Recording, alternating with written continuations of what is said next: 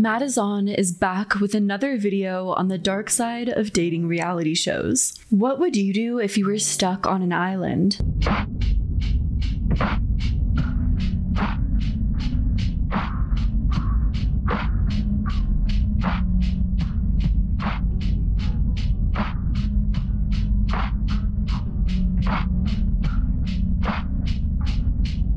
Your phone and any contact with the outside world is taken away from you. You're being filmed 24/7 with over 100 cameras around the residence that you're staying at. The 85 hidden cameras and the 17 microphones super glued to the bed frame. While thousands of people gossiped about your every move online. And you had to couple up with someone or get kicked off this island and face online backlash. But worst of all, you weren't even allowed to go in the pool. With over a dozen iterations across the globe, the most popular coming from the UK, US, and Australia, Love Island follows the real-time dating journey of a group of singles in a posh villa, with new singles, known as bombshells, coming in every so often to test the existing romantic connections. The contestants, who are referred to as islanders, live in isolation in a villa and are under constant video surveillance. They must be coupled up to remain on the show and to stand a chance to receive the prize of $100,000. Is it a strange thing that in general, the supposed purpose of Love Island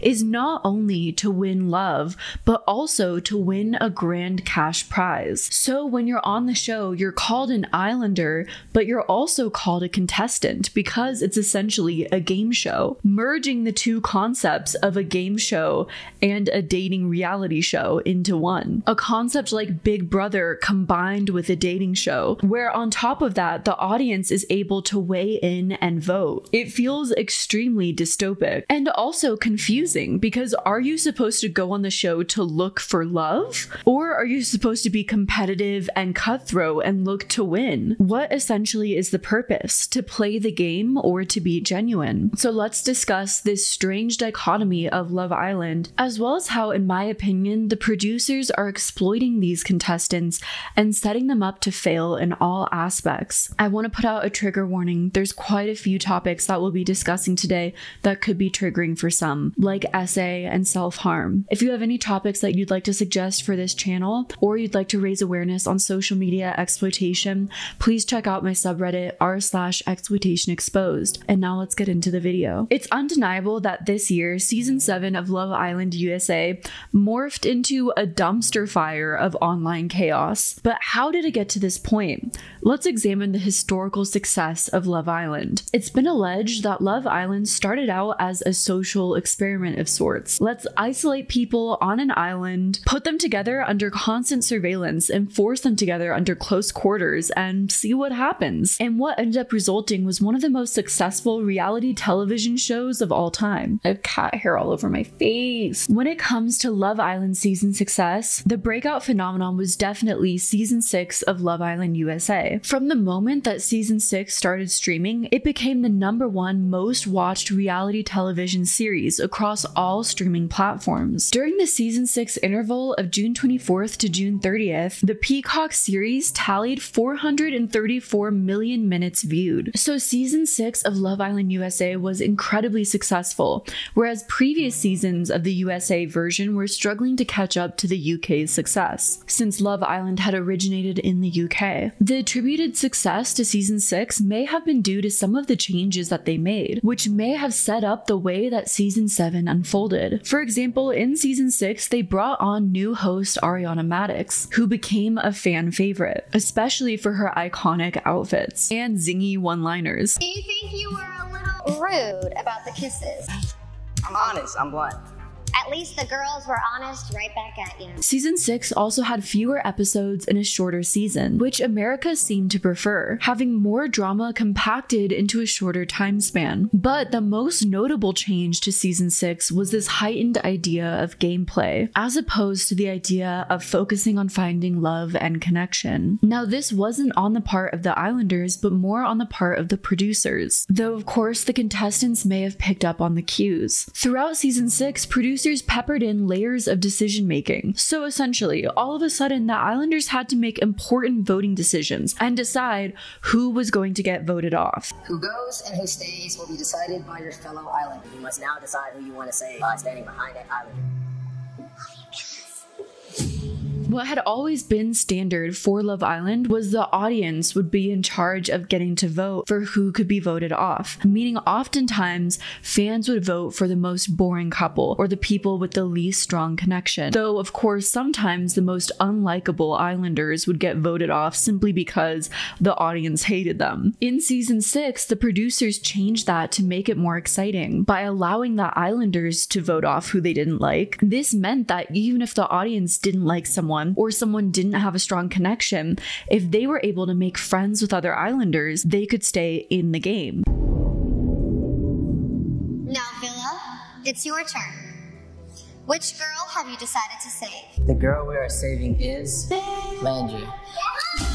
It also meant that Islanders were able to be more strategic. They could vote out stronger couples who were more of a threat to their gameplay. This brought in a level of strategy for the Islanders and also made the show more exciting to watch, even if it was more frustrating for the viewer experience. Because as a viewer, you're less sure of what's going to happen. Now it's more unpredictable who the Islanders were going to decide to vote off, how they were going to play the game. Make no mistake, these decisions were intentionally made by producers to make the show more engaging and interesting for the viewer, and to make the Islanders start to play against each other. The only problem is, once the Islanders started to play against each other, they received backlash for becoming essentially saboteurs. But the producers' decision worked. Even if the cast members became more and more hated, the show's success skyrocketed. The evil Labubu was never getting my vote. He was never getting my vote. And frankly, if he was getting yours, there's a really, really intense conversation that we need to have about him. He is a misogynist. Unpopular opinion. I don't care for Amaya. Because every time that girl's on my television screen, I have a visceral reaction to it. Huda is so toxic that it's actually kind of concerning and scary at this point. And season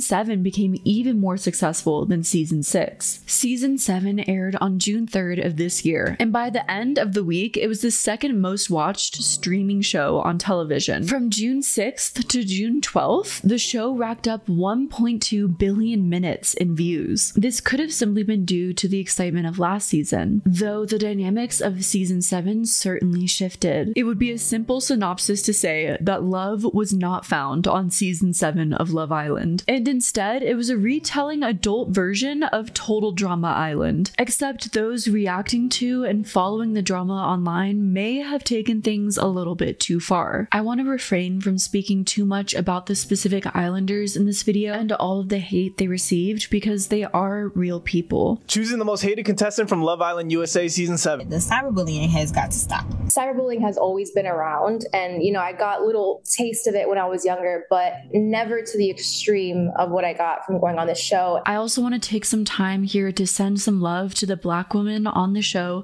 Alandria and Shelly, who are on season 7 and put in an incredibly difficult position. It feels like no matter what a Black woman does, whether they're too stoic and reserved and therefore labeled giving PR, or they're too outspoken so they're labeled a bully, it feels like they're put in a position where they can't win either way. And I can't imagine the pressure that one would feel to be a Black woman on reality television for that reason. I guess the only other thing I will say is that I'm not in the business of policing women's behavior online. I think how people act on reality television is of course complex, because many people watch reality television and of course become influenced. But I also think that empathy should be applied in greater layers, because many people thrust into reality dating shows have never been in these sort of environments before, or exposed to this level of viewership, and all of these extreme conditions that they're put in are purposeful. With the least amount of votes from your fellow Islanders, you have all been dumped and will be leaving the island tonight. To get them to react, to have content for a reality show. All of that, in my opinion, are reasons why we have to look at the reality show itself, not the cast members specifically, and be a little bit more forgiving and gracious, and look deeper at the cause and effect of why exactly did this happen. That being said, the rest of the world, or at least the thousands or millions of people watching Love Island, have taken to social media and the online ethosphere to heavily criticize the Love Island Islanders and all of their interactions during this season, which has become a cultural phenomenon at this point. NPR interviewed different people at a Love Island USA finale watch party to get their outlook on the Love Island cultural phenomenon. Season 7, which ended last night, captured the attention of those who don't usually watch and kept those who do. We think everyone this season hasn't been super genuine to find love. That was Emma Santulli, a watch party in Washington, D.C. last night. Online, everyone is reacting to the cast members' every single move, and your every single move has consequences, with you at risk of being voted off. But in the villa, cast members are completely isolated from the outside world. While season 7 happened, Islanders had absolutely no idea about the war in Iran. What makes this even more uncomfortable is the current political climate. As you go about finding love on Love Island, a rule on the show is that you're not allowed to talk about politics. Yet at the same time, the cast for season 7 was incredibly diverse, all seemingly in race, cultural backgrounds, and even political beliefs. While that could have been an interesting discourse with the tense climate that we find ourselves in today, it quickly turned toxic, with Islanders pitted against each other, and toxic behaviors of cast members used to propagate certain ideologies. If anything, this season of Love Island was unfortunately a glaring example that the world is not yet ready for unity and peace, which is very depressing. The question is, when you're viewing a show like Love Island, how much of it is real and how much of it is staged? The reality is, most reality shows do film and portray a version of reality, but the scenes are all somewhat set up and egged on by producers. Heat World sat down with Love Island UK 2024 stars Hugo Godfrey and Jess White and asked them how much of Love Island is scripted. Hugo said, "Love Island is definitely not scripted. You're definitely guided to chat to certain people, but what you say is what you say.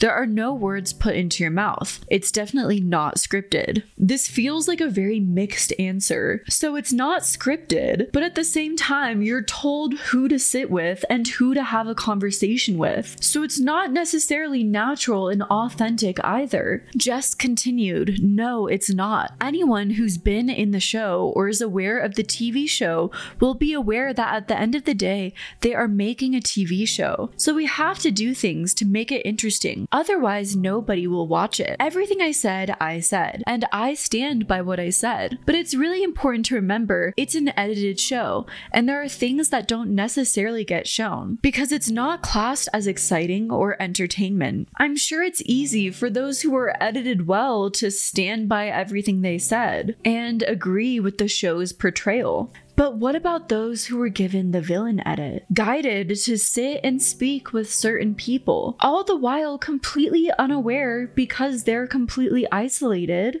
that to the viewers, the conversations they're having and what they're saying is all being edited to make them look like a terrible person? Former contestant Jay Younger also spoke about producer involvement on the show. He claimed that the bombshells are fed certain lines to say, as well as certain questions to ask the Islanders when they first arrive. He also claimed that the producers get you to do things and that they're very good at emotional manipulation, but he's not saying that in a bad way. But a lot of Islanders have complained in the past about the way that the show was edited, claiming that they've actually been completely shocked at the different storylines that have been portrayed on the show. People either absolutely adore, love you, or there are people that it actually feels like hate you. Why do you think that this is the case? I think that honestly, perception's everything, and I feel like not all the time things are shown in the way that they are perceived on TV. I think it's important to reiterate how dangerous this could be, as the Islanders don't know how the public is perceiving their actions, but the producers do, so they can encourage certain interactions for the purpose of a narrative on the show. And the Islanders don't really know what's happening or how it's being portrayed. Talking to the Daily Star in 2018, Love Island 2017 star Tyler Carr said that producers can suggest it would be a good idea if you brought something up or discuss something. What viewers don't see is that there's always a producer on site. They don't live in the villa with us,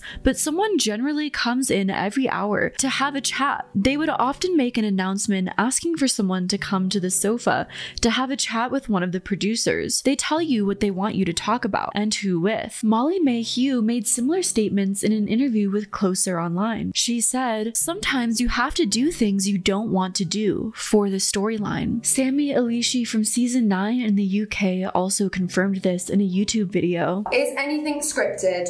Do the producers push people to act or say certain things?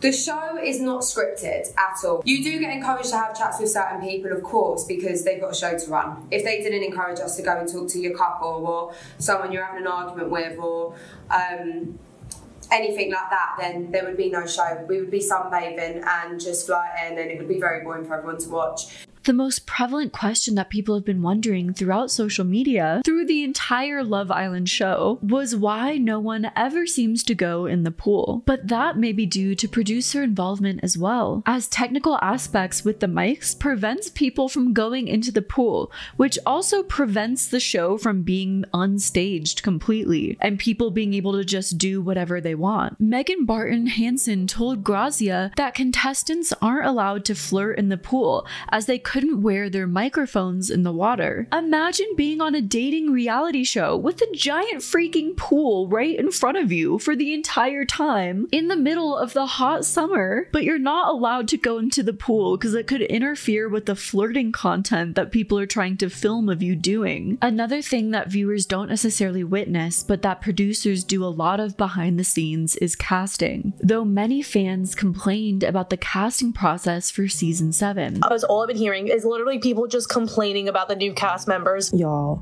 genuinely, every single person on Love Island season 7 is insufferable. Get out! Get the hell out of my house! In Jesus' name, I pray! I rebuke it in the name of the Lord! Producers have admitted in interviews that for season 7, casting was essentially a major fail, and that some attention-seeking contestants should have never been casted. And season 7 of Love Island USA has also been dubbed by some fans as the worst season ever, because essentially no love, or very little love, was found on Love Island season 7. An alleged production source claimed to US Sun, "Honestly, some of these people should have never been cast. It's created way more tension than necessary. There's been way more sex in the communal beds than ever before. That's not just disrespectful, it's also attention seeking. Some of them are clearly trying to boost their screen time by being outrageous." That being said, production still decided to show clips of them doing the deed in the reality show. If they didn't approve of it, why did they film, capture it, and show it to people? Why do they have cameras in the bedrooms that can capture this sort of thing? The more and more you think about the set, the creepier it gets. So let's talk about the set, or as someone coined the Love Island set, Barbie Dreamhouse Psych Ward. The Love Island show has a format similar to Big Brother, if you're familiar with that format, where it's filmed in real time with a 24-hour editing turnaround. I think it's done this way to give the viewers a sense that they're involved and that they're seeing everything that's happening all as it's unfolding. Filmed in Fiji, Love Island USA is edited in real time. We edit it as it comes in. Executive producer Claudine Parrish told The Wrap that Islanders wake up and the control room will be commissioning scenes based on what's happening. The show has about 30 editors and 20 producers working across different departments and processes, Parrish told The Wrap. The process is aided by an executive producer who has already decided a running order of which conversations are best to include in the episode, based on whether or not the team believes a certain relationship or storyline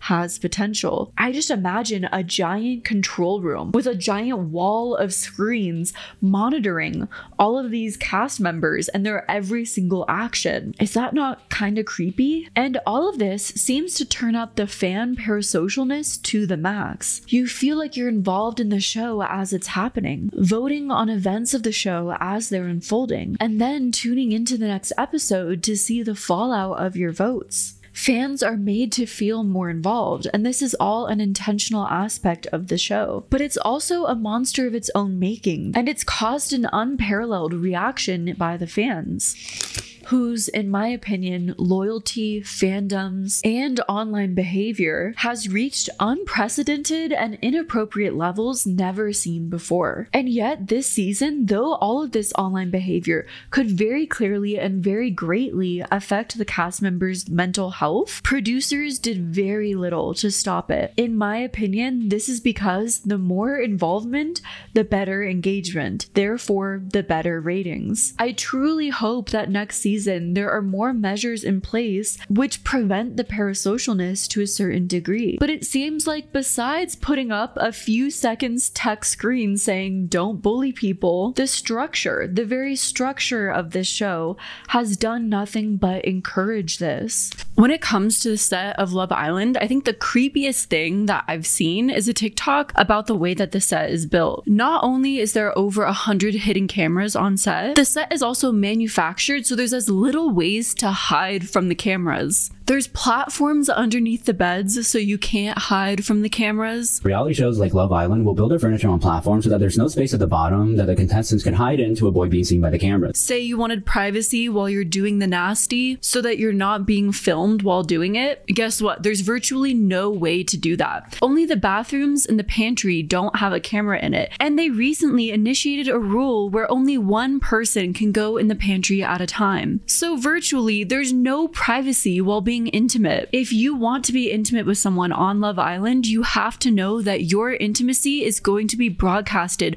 to millions of viewers. The open space looks like a modern Barbie dream house with flashes of pink. But in reality, this set is designed this way so that there's no place where the camera can't capture you. No place where you can't hide. So it's really more like a Barbie dream house psych ward. This is crazy. Like I'm in a literal Barbie dream house. I know, literally. A Barbie dream house horror show where you can't run and you can't hide. Contestants also can't bring watches to the villa because their routines are structured around the filming schedule, so having access to the real time will pull them out of it and break the immersion. But the rule also helps avoid any continuity errors because the editors can't stitch together scenes shot at different times to spin the narrative when there's a clock in the background. It would fully give it away. You know what else would give it away? Any signs of wear and tear on the furniture, so the seats in the villa are either fully stain resistant or fitted with cushions that can be easily removed and replaced. Love Island UK's Rosie Seabrook shared in a YouTube video in 2023 that the cameras are never off. She stated that you're being filmed 24/7. Even on your days off from filming, you still get mic'd up. You're still being filmed.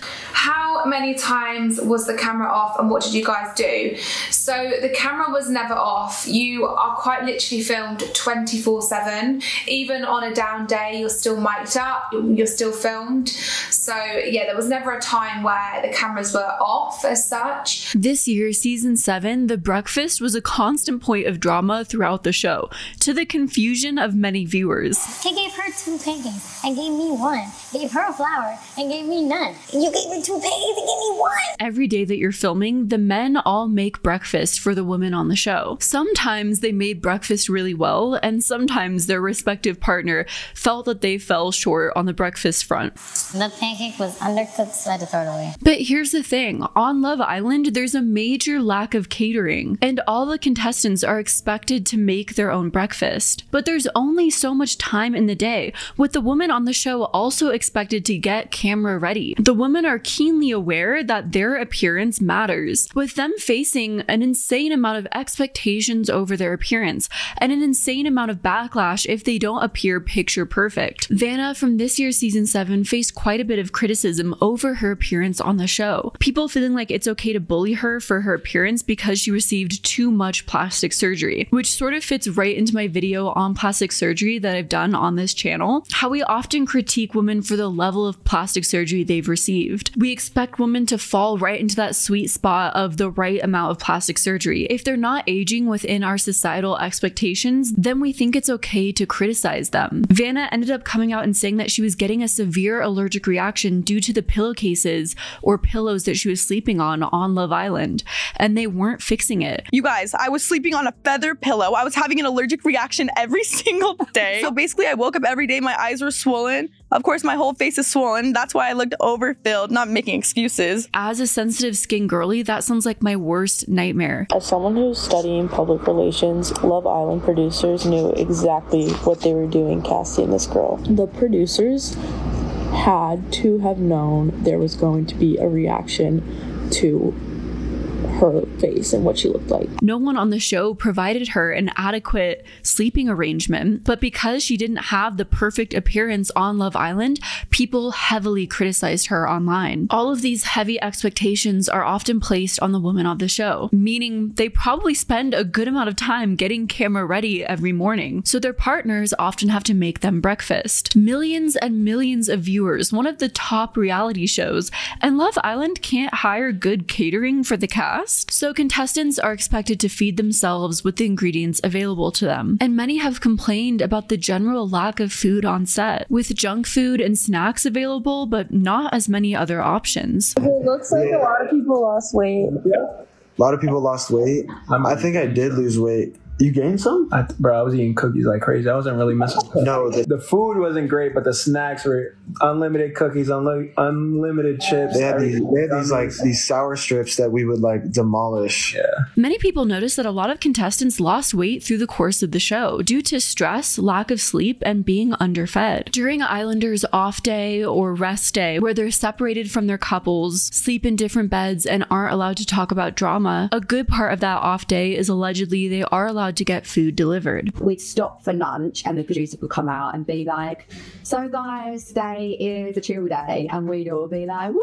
The good thing about a chill day was that we would get takeaway. So the time would be McDonald's, we'd all request McDonald's. We were all just gagging for it, but sometimes we'd get pizza. It wasn't being filmed, you couldn't talk about anything like gossip, or you couldn't talk about anything that's going on because all has to be saved to the cameras. We'd have to sleep in same-sex beds. It's been reported by multiple Islanders, especially this season, that they aren't given any sleeping time at all, with many Islanders reporting that they only slept 2 hours a night. Speaking personally, that little amount of sleep is enough to put me in a psychosis. How much do you actually get to sleep each night?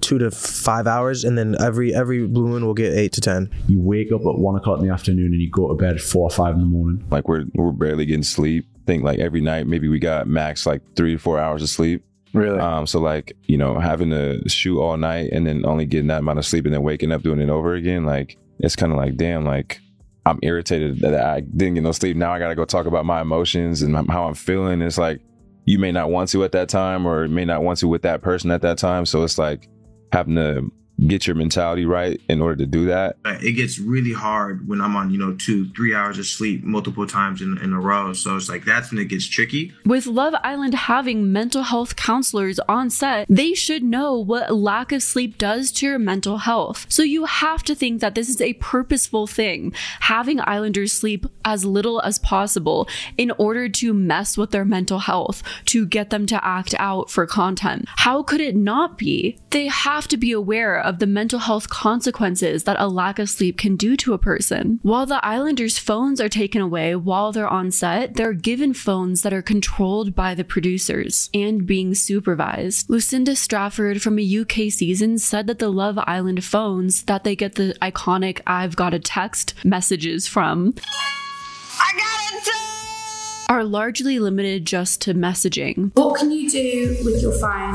Not much. Those phones that they use, those are decoy phones that can only take pictures or receive text from the production team. Apart from that, all the functionality is removed, including the date and the time. And even though Love Islanders can text one another and message through these phones, the producers can see all of the messages that you're sending. We used to write messages to each other when we were in bed so other people couldn't hear what we were saying. Former Islander Adam Collard told OK Magazine in 2018. We deleted our messages, but the producers told me that they still have them all. This is probably a way for some Islanders to have at least a modicum of privacy in an environment where they're surrounded by strangers and being monitored 24/7. But at the same time, the producers are probably monitoring these texts so they can take the information that's being exchanged, whatever gossip, drama, and inner thoughts are being displayed through these messages, and subtly use them to create drama on the show. And boy oh boy, did drama and subsequent breakdowns ensue. And the biggest question I have is, are breakdowns valued over mental health,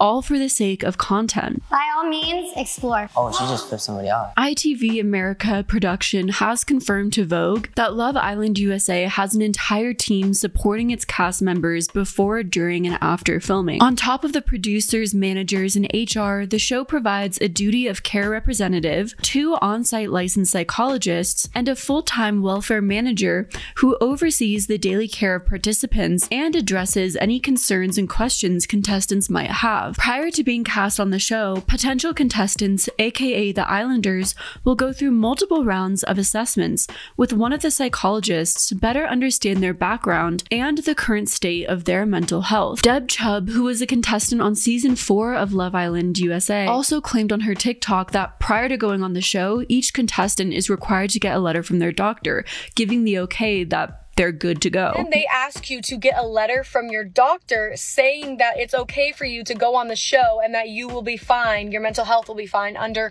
all of the potential stresses and pressure that comes with being on the show. So when you get there, they go through your bags and they take all of your medication. So you tell production when you take your meds, if it's morning or night or before dinner, after dinner, lunch, whatever. Even when you're in the hotel, there's a nurse that comes and gives you your meds. Once someone officially becomes an Islander, they're assigned a psychologist who they'll see throughout their time on the show. Huda is without a doubt one of the most controversial contestants on season 7 of Love Island. She's someone that everyone has had a strong reaction to. First off, it's impossible to take political discourse out of a reality show that's happening in the current world we're living in.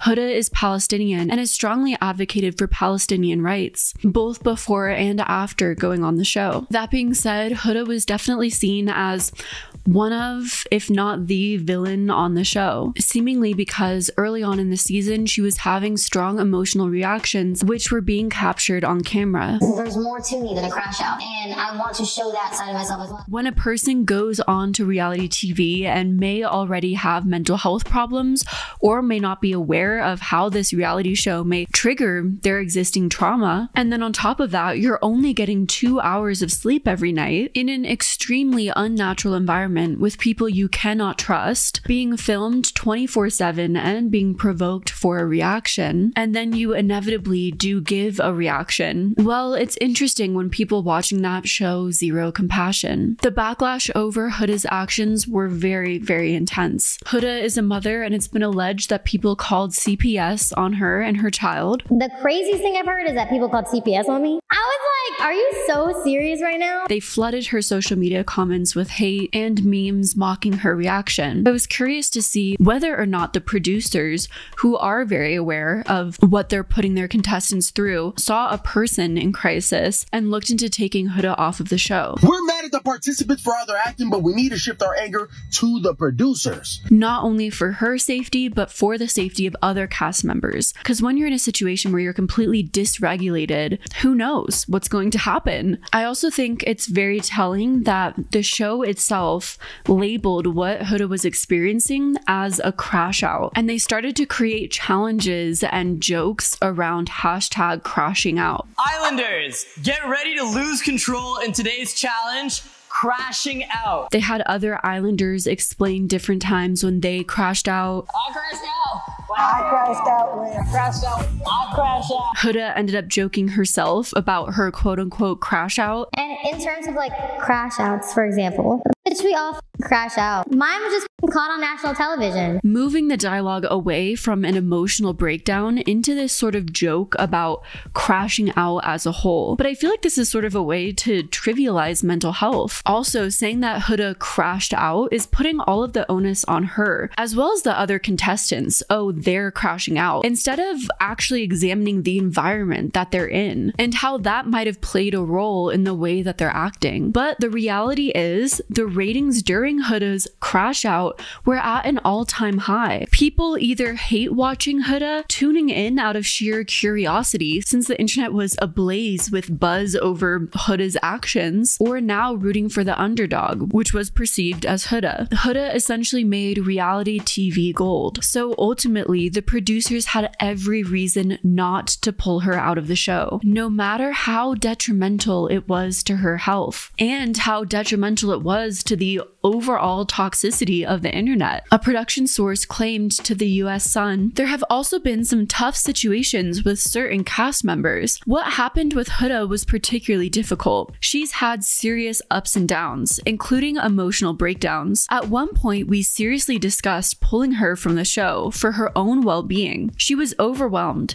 We brought in a specialist to evaluate the situation, and eventually it was decided she'd stay. I wonder why. I wonder if it was truly for the betterment of Huda or for the betterment of Love Island's pockets. She's learning to take things less personally, to stop putting so much pressure on herself, and to approach everything in a calmer, more constructive way. But it's been hard on her, no doubt. Huda has denied parts of this article in an interview with Call Her Daddy, claiming that she chose to speak to Psych out of her own volition, not because she was forced to or was crazy. I know that there's this thing going around that like they told me I had to act right in order for me to stay on the show. They had to put her in Psych all the time. Like, but first of all, I would voluntarily go to Psych on my own if I felt like I needed to have a conversation about something because I didn't feel like I could have conversations with the girls around me. I can't imagine how humiliating it would also be to have some of your worst moments mentally captured on camera, viewed by millions, and ultimately you'll always be labeled that way. You can never escape from it. So what is the process of leaving Love Island? You're isolated for weeks on end and have no idea how the public receives you, to all of a sudden being thrust out into the world. You have your phone back and you're suddenly aware that millions of people hate you. It's been alleged that after someone leaves the show and are allowed to speak with their family, they're brought to speak with a psychologist after being released into the world. Chris Hughes from season 3 of Love Island UK told Huffington Post UK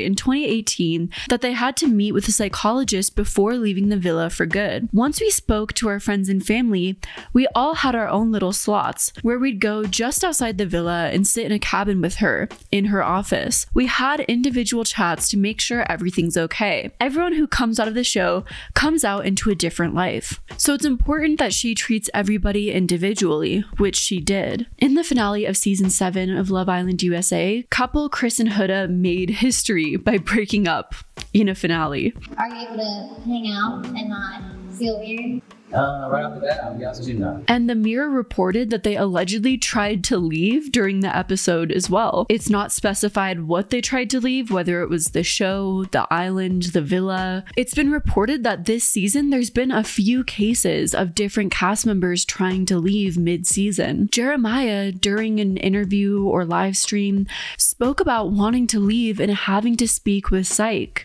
Yeah, I think the night Troy left, there was like probably 3 days in there I thought I ruined my life because I was gonna leave, bro. Like I remember I had to talk to Psych, bro, because yeah, after Troy went home that night, bro, and everything happened with everybody, I was just like lose. So I was telling Austin like, yeah, bro, we had fun, bro. I'm gonna get up out of here. I'm gonna catch you. A few people spoke about Iris wanting to leave after her partner TJ was voted off. So Iris's roommate did confirm that Iris did try to leave with TJ, and it's speculated on how she knows this information because she spoke to TJ directly and he let her know that Iris did try to leave. Yet somehow each time they get convinced to remain in the villa and continue the show. On Chris and Huda's part, the Mirror reports that they were contractually obligated to stay. According to the source, they got into a very bad fight and they wanted to leave, but we had to force them to stay and to attend the results no matter what. Somehow that sounds like a horror movie, not a love show. Imagine your every move is being filmed 24/7 by hundreds of hidden cameras. You're stuck on an island with no phone, no contact with your family in the outside world, and very little food. You hate the partner you're being forced to couple up with. And when you want to leave, you end up getting swarmed by production crew who tells you that you're contractually obligated to stay. Can I copyright this as a horror movie idea? You heard it here first, folks.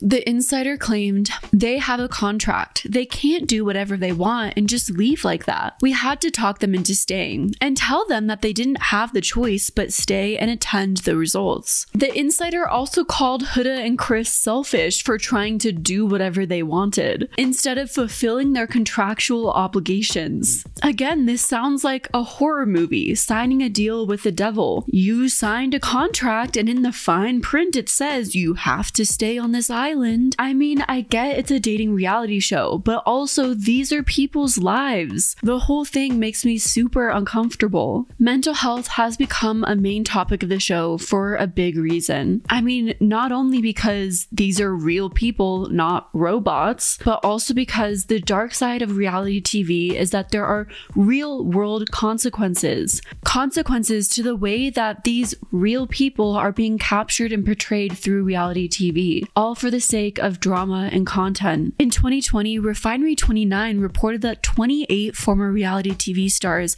have died by suicide. Love Island's UK version has been hit particularly hard. Contestants Sophie and Mike, as well as former host Caroline, taking their own lives. From a quote via The Times, Vanna, who briefly appeared on the current season during Casa Amor, broke down in tears after she read comments from fans about her physical appearance. Amy Hart, a contestant on season 5 Love Island in the UK, testified in front of Parliament after she received death threats from viewers. Kendall Washington, a finalist from season 6 of Love Island USA, was subjected to homophobic remarks online after explicit videos of him were released without his consent. Most recently, there's been the new follow-up show called Beyond the Villa, highlighting season 6 breakout stars of Love Island USA and their lives after going on Love Island, the breakout fame, the success, and how they handle being these huge stars. And an interesting dialogue on that show has been between former cast members Aaron and Kaylor. Kaylor noting that she was way happier before ever going on Love Island, and Aaron often talking about how unhappy he is in his life. Yeah, you know, I actually realized, I think recently, that I was happier. I'm very grateful, don't get me wrong, but I was happier with my little life than this life. Yeah. But here I am. Many people talk about the fear of being perceived. I feel that way very often in social media posts that I make. Many people with social anxiety, I'm sure, can relate to that all the time. But imagine being a reality show star whose lives were being filmed 24/7, and then you go out into the world and people are monitoring your every move. That has to kind of be traumatizing. I feel like I would develop a certain PTSD from that, feeling like people are always watching me everywhere I go. Even though I'm not in the villa, I would feel like I never left the villa. I have millions of followers and people are always watching me still. Sure, I've made money, I've become famous. This is what I wanted, right? Isn't it? But at what cost? On top of that, think of how incredibly overwhelming it would be to go into that environment, be filmed 24/7, surrounded by strangers and isolated, only to find out that all of the things that were being filmed of you were being clipped to portray you in a bad light. And now you're a reality TV villain. Your social media is being flooded with hate comments. You feel like the world thinks you're a terrible person. On top of that, maybe the show captured you doing things you didn't realize they were filming of you in vulnerable moments, and that was blasted in front of millions of people, and now the world has judged you for that as well. This sort of experience is no joke, and yet it seems like people have become insensitive to it. In a twisted, sort of victim-blaming way, they say, well, you asked for it, this is what you signed up for, when most people probably have no idea what they're signing up for. Love Island is supposed to be about finding love, right? But reality is, to maintain viewership, the show had to get creative, and it needed to apply pressure to the contestants to get an entertaining show. The first pressure is that you have to be with people or get voted off. If you want more screen time, to get social media famous, to stay on the show, all the other reasons that people go on a dating reality show other than to find love, then you have to couple up in order to stay on the show. This concept is very weird to me personally. It creates this pressure of having to be with someone that probably otherwise you would say no to, just to stay on a reality show. This also creates many fan theories of fake couples. There is nothing anyone can say or do to make me believe that Ace is being his true self. I find him to be so fake and performative. Nick and Alandria's relationship is completely fake. But the thing is, does this sort of reality show environment really foster any level of genuinity? Don't get me wrong, there's been many real couples who have gotten together from the show. But with the disaster of this past season and the very lack of real couples, as well as the many uncomfortable situations that these couples are thrust into, all for the purpose of allegedly testing their connection, is the purpose of the show even finding genuine connections anymore? Why are we watching this? Ultimately, one can't ignore the voyeurism that has seeped into the dynamics of the show Love Island, where people are peering into the bedroom cams and viewing private acts between couples. Yes, of course, most couples are aware that they're being filmed, but still, it's a little bit voyeuristic, as if the viewer is being clued in on all of these secretive acts. This also leads to fan theories. What person has a secret crush on another person through stolen glances, stolen kisses, the slightest touches? The producers might be keenly aware of not only the audience's interest to watch people fall in love, but the need to be in the know on a secret. The hot goss, the tea, the chisme, and seeing all of these secretive things scratches that itch. But at what cost to both the viewer's mental health and the reality show star's mental health? On the show, there's challenges mixed in with the day-to-day. Instead of just being in a couple, you're often encouraged to kiss other people within these challenges. And when people were often, in my opinion, trying to subtly express their discomfort with that because they were happy with the couple they were in,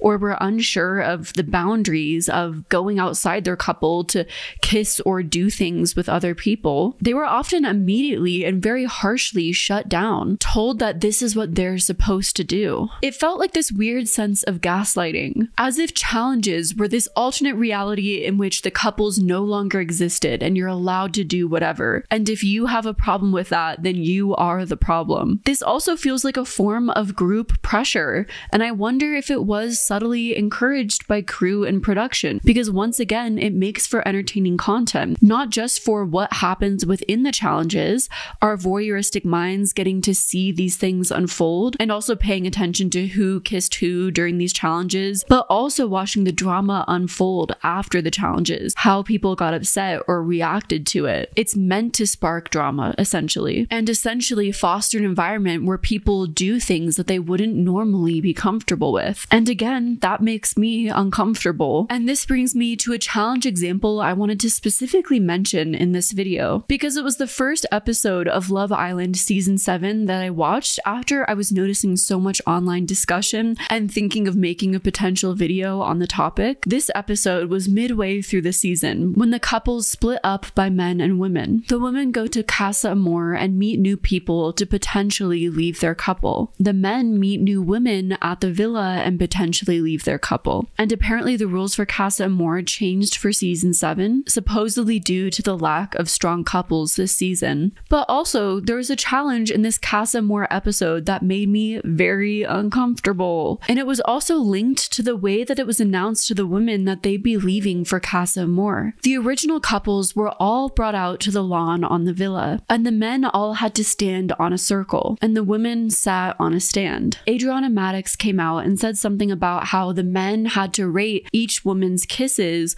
while being blindfolded and having headphones on. Then right after, the men were blindfolded and put on headphones. Instead of speaking, Ariana held up signs saying that the woman needed to leave immediately and head for Casa Amor. And so silently, the woman left. While the men were still blindfolded, Ariana ushered in the new women, who the men had never met before, allegedly, and had no idea were coming in, allegedly. Ariana then had all of the women who were strangers to the men at this point kiss the men and have the men rate these women based on their kisses while they were blindfolded with headphones on, so that they were unaware completely of who was kissing them. The men then took their blindfolds and headphones off and realized that unbeknownst to them, they were kissing complete strangers the whole time. Islanders, you may now remove your blindfolds.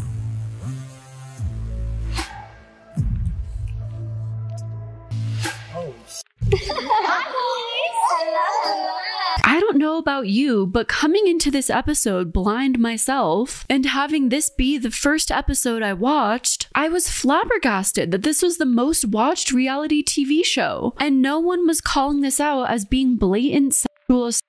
But maybe that's just me? Yeah, sure, you could say that before the show started, they all signed agreements where they said that they would agree to do challenges where they'd be blindfolded and doing XYZ, especially because in challenges, cast members would be blindfolded a lot. So I'm sure before going on, they consented to being blindfolded during challenges. But that also feels like another version of they asked for this, they wanted this, because you could read an agreement saying, are you okay with being blindfolded and not knowing who you're kissing? And that context completely changes in a challenge episode like the one I just watched, where it was literally completely new strangers brought in. This sort of thing also being normalized to millions of viewers also feels very weird to me, especially when through the course of this season, it's mostly the women on the show receiving backlash through overreactions, and these situations receive very little backlash or are completely non-starters. The show gets very little backlash from fans online, and I think that's very telling about where we are in society. There were certainly some valid critiques of contestants. Many cast members have been shown to be racist or misogynistic through their social media posts or the people that they follow online, which can be very telling if you're following someone like Andrew Tate. Though to be fair, I don't often check who I follow on social media. I should definitely scroll through and like refresh and unfollow people, but oftentimes it's just not a priority of mine. I'm not sure if other people can relate to that. But this season, the issue of racism has been extremely prevalent and permeated the cast, as well as the dynamics both on set and through audience interactions. It's wild that so many people with past issues of racism have been allowed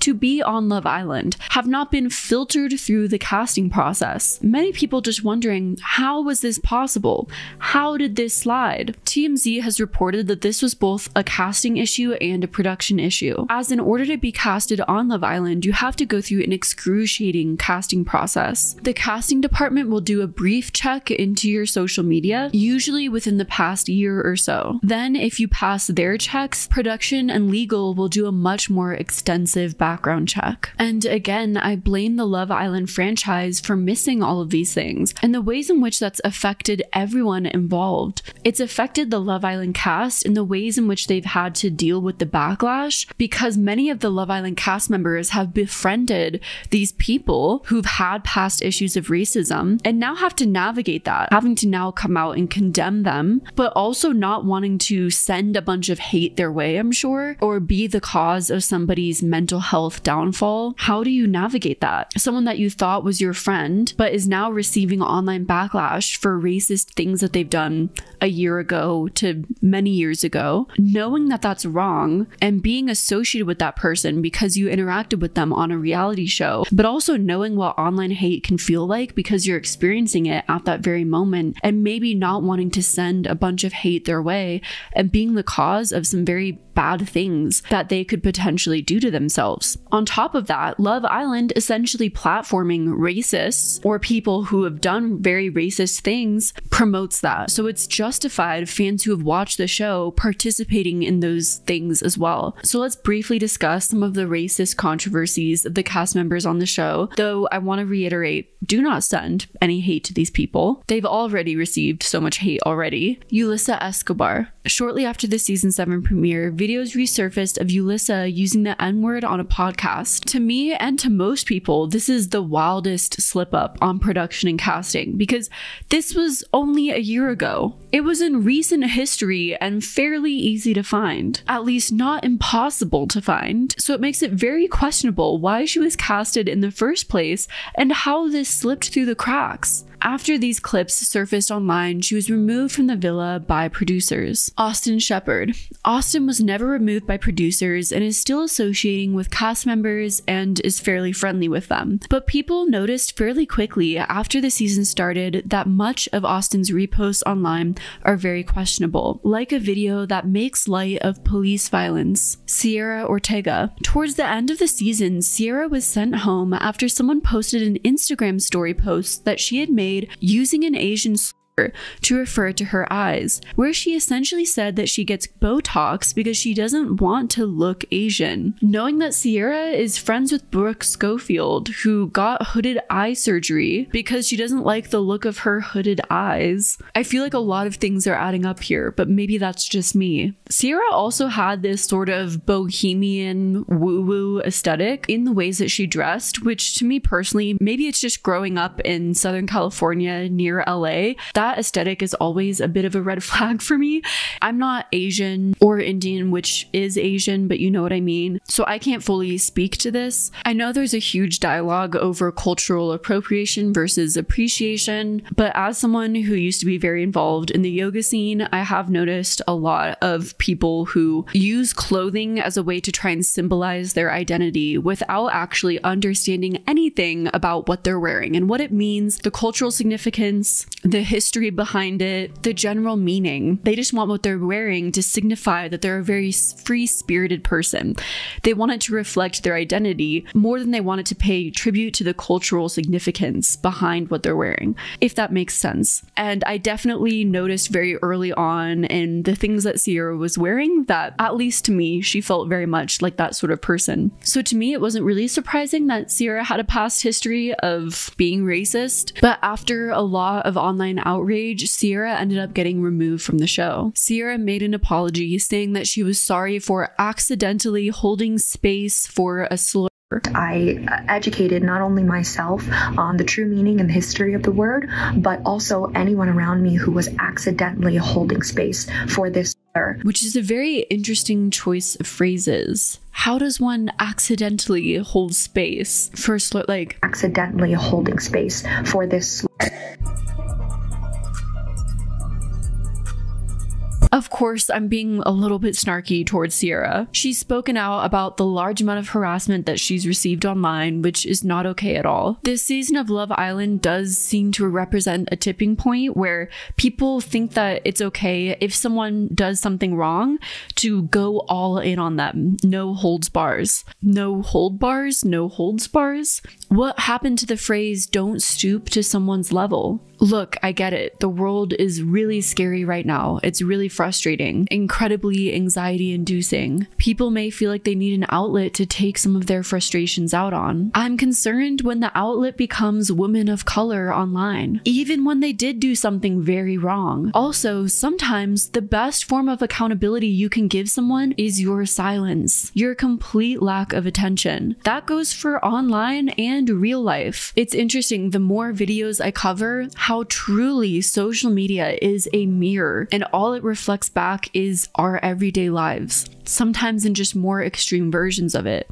Love Island, the reality show, truly reflects back to us our society as it is today. The worst people that you know in this world will never own up to their actions. So the best thing that you can ever do is give them your complete silence, your complete lack of attention. Walk away. Let them stew in every wrong thing that they did. The grass grows where you water it. Instead, with Love Island, the complete opposite happened, with fan theories just spiraling out of control, especially regarding their least favorite Love Islanders of season 7. Now, a lot of these theories I'm going to mention, please do not take seriously. In fact, let's just have a joke, have a little bit of a laugh after a very serious and depressing video, I think, as we analyze all of the different theories that have cropped up about the different contestants on the show throughout the season. Now, the first theory is the producer plant theory. This idea that the producers conspire with a contestant on the show, who's essentially an op, an insider, an actor that the producers placed to sow discord and doubt and chaos. And essentially, Love Island becomes a game of Among Us, where you have to guess who the bad dude is. Again, this sounds more like a horror movie. And in this season, many people thought that the producer plant was Ace. Ace was originally a TikTok star with a dance company who taught people from around the world to dance. I'm Ace, I'm 22 years old, I'm from Los Angeles, and I have a dance company. Number 2, can you put that box down, please? They call me Jamaican Spider-Man. How old are you? 27. Yeah. It gets to a point.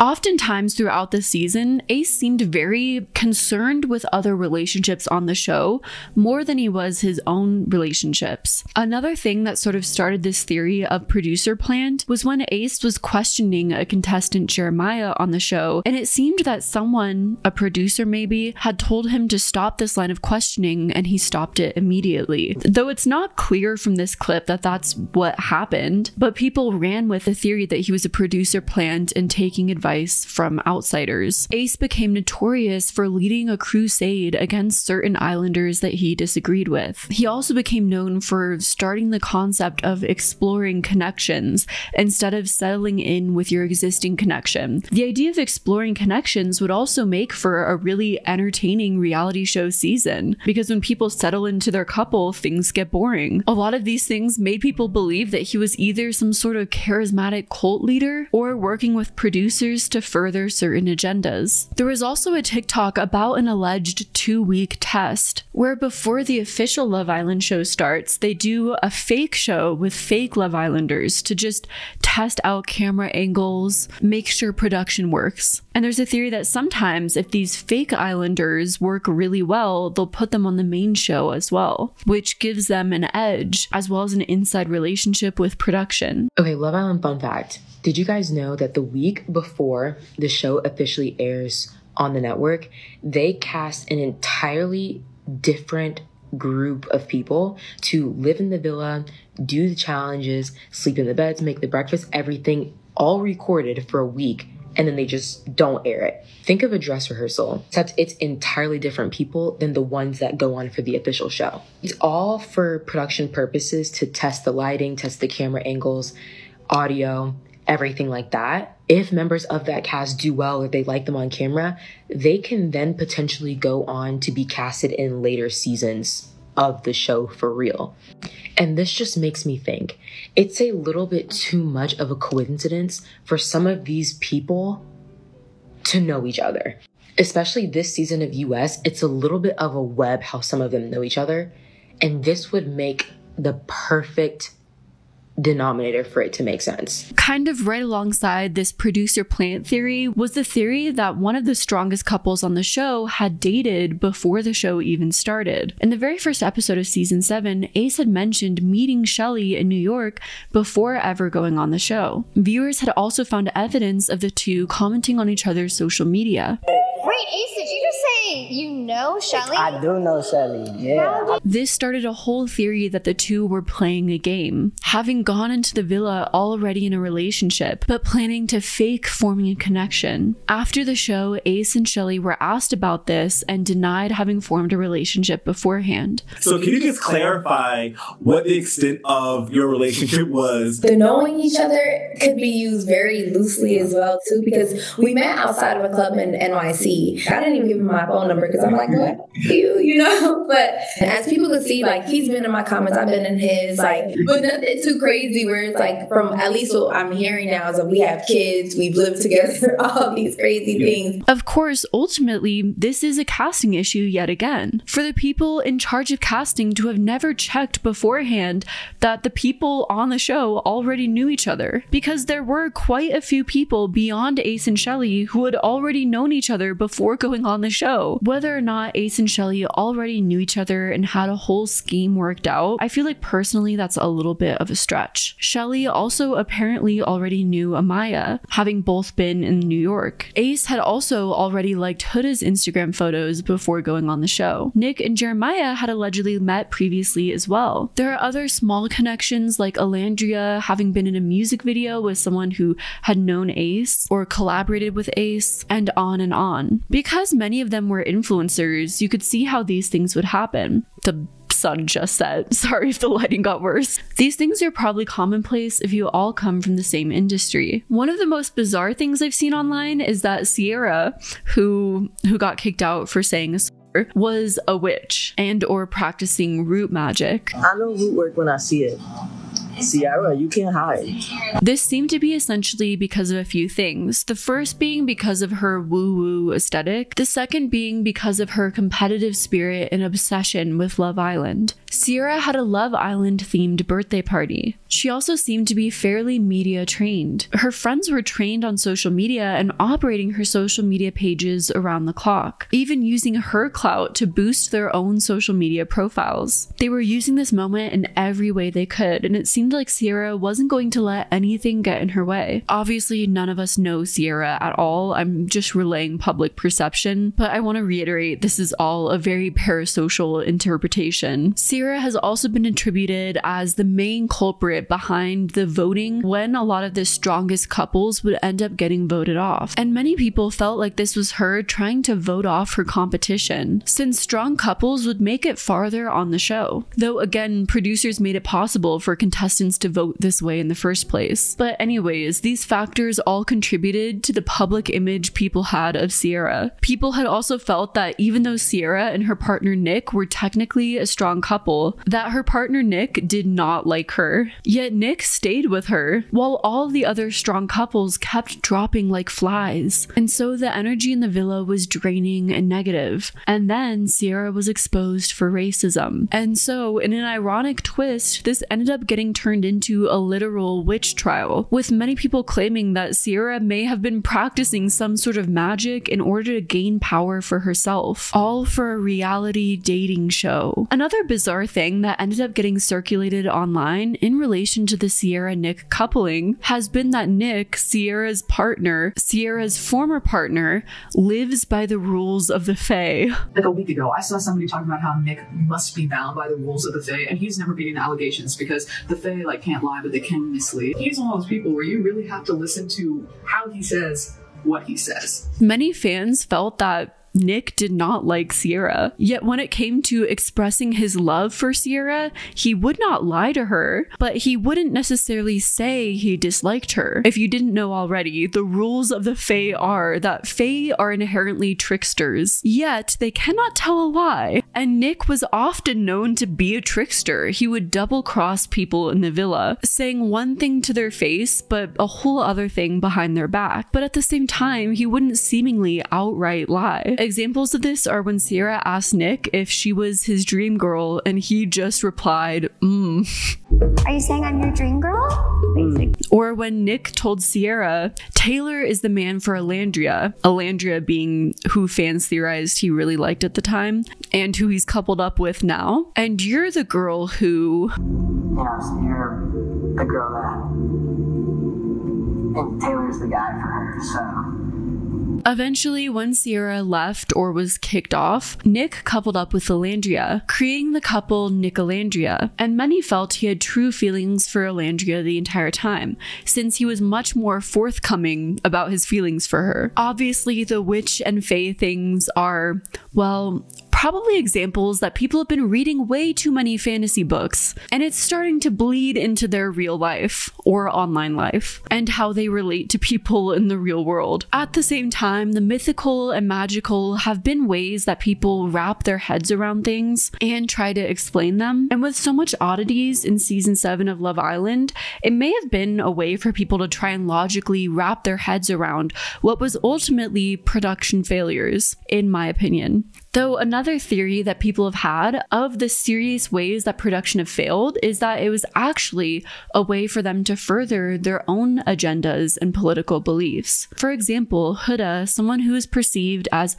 the villain of this season, was a Palestinian woman. Halfway through the season, Love Island also brought on an Israeli man, Elan. First off, it feels like they could have very easily just not have done that. Huda and Elan were on opposite sides of the geopolitical climate and were often in situations where they had to kiss in challenges. And this is another example of our current world events and political climate. While it would be great to all hold hands and sing Kumbaya, with everything happening in the world, many fans felt like who Love Island brings onto the show symbolizes who they stand with, especially when it comes to how each cast member is painted and the overall narratives the show derives. lives. We don't exist in a vacuum. And as the most popular dating reality show, everything the reality show does has a significant cultural impact. It makes an important cultural stance. For example, when Huda's meltdowns were being filmed, it was often painted as her terrorizing the villa. Islanders are leaving the villa and saying Huda is terrorizing everyone. Oh my God. I guess she's not a victim. Oh my goodness. Which, as an Arab woman,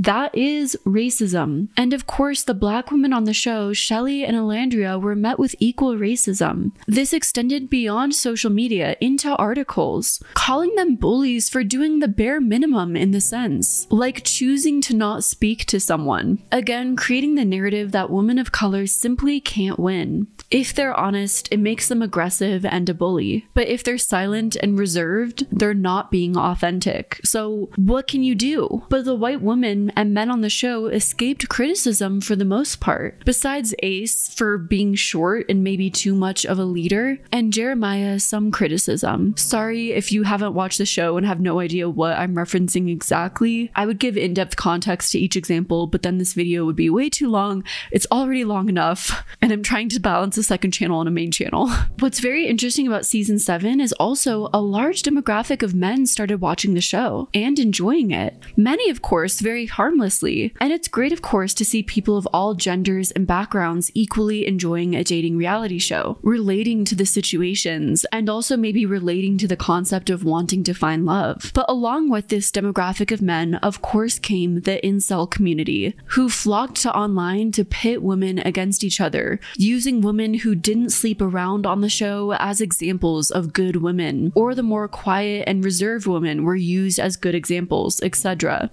Because of all these factors, many people began theorizing that Love Island was essentially propaganda, a way to platform certain ideologies. Other people thought that Love Island is, in a sad way, just the perfect reflection of where our culture is today. There are so many examples that reflect our current living situations, our current worldviews, that any person can take specific examples and twist them for their own narratives. Love Island has gotten thousands, if not millions, talking. It's brought to the surface issues that Gen Z is facing, whether related to gender and sexuality, race, politics, or the geopolitical climate. In the process, has Love Island become the best dating reality show or a complete nightmare?